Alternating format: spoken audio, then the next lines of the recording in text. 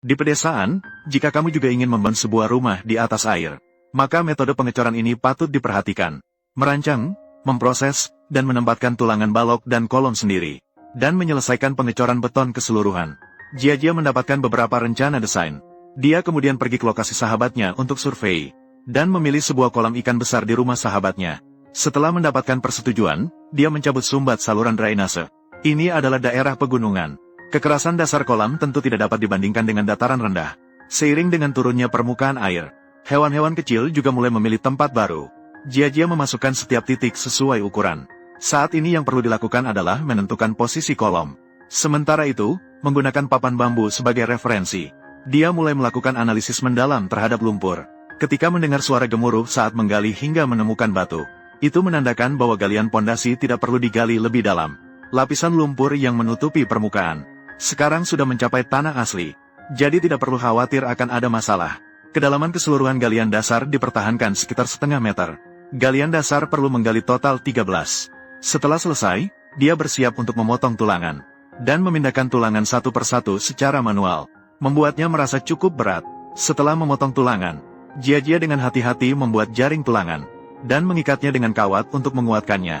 Jaring tulangan yang dibuat dengan cara ini juga perlu dilakukan penanganan koneksi dengan tulangan sudut kolom.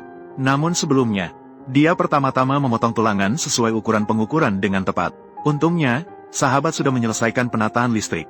Sekarang menggunakan alat apapun sangatlah nyaman. Meskipun membangun sendiri, tetap terasa sedikit melelahkan.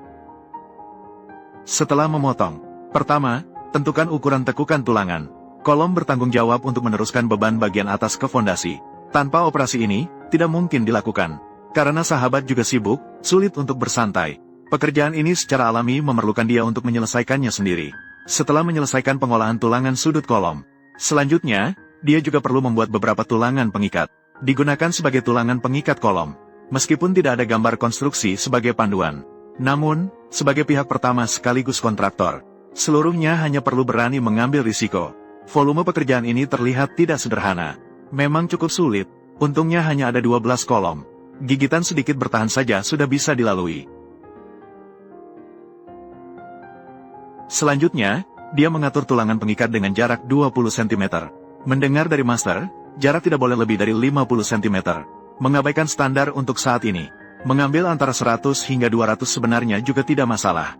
Dalam keadaan pengukuran yang tidak akurat, selalu mengikuti prinsip perubahan kuantitas menjadi kualitas. Secara sederhana, ini berarti menambah jumlah. Setelah mengikat dan membuat rangka tulangan kolom dengan baik, dia mulai menempatkan jaring tulangan di dalam lubang galian. Tujuan meletakkan ubin adalah untuk menghindari tulangan bersentuhan langsung dengan tanah. Tidak membuat lapisan pelindung dan langsung meletakkan tanpa perlindungan akan sia-sia. Sahabatnya sebelumnya menyarankan untuk menggali lubang pondasi lebih dalam. Dengan cara itu, semuanya akan lebih sempurna. Namun, Jia merasa itu sudah cukup. Setelah meletakkan jaring tulangan, selanjutnya meletakkan tulangan kolom. Langkah ini memerlukan dukungan sederhana. Setelah meletakkan kerangka tulangan kolom, dia mulai mengikat ancor yang dibengkokkan dan jaring tulangan dengan kuat. Jangan lihat proses ini terlihat sangat sederhana. Mereka yang pernah melakukan proyek tahu, itu bisa menjaga anak dan platform tetap sejajar dan tegak lurus. Ini sebenarnya adalah pekerjaan teknis. Bisa jadi saat dibangun, semuanya jadi miring, itu tidak dapat dipastikan. Dan untuk mengecor fondasi kolom independen yang stabil, sambil mempertimbangkan masalah biaya, Jia masih pergi ke tepi sungai untuk mengumpulkan kerikil untuk mencampur beton. Ditambah dengan air mata air pegunungan yang praktis dan gratis,